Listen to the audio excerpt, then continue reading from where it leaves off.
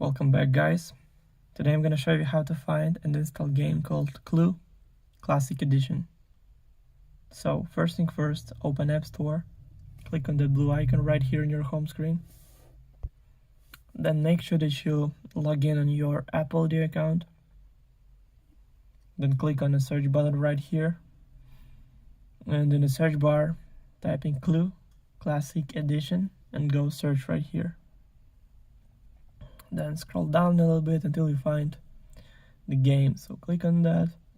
Now it costs $4.99. So just click on the blue button. Then to confirm purchase and installation, use Face ID or Touch ID or using password from your Apple ID account. So now it's all done. The game is 1.44 gigabytes. Also, all links will be in the description of this video. Hope you guys enjoy. Thank you for watching. Please like and subscribe for more. Bye.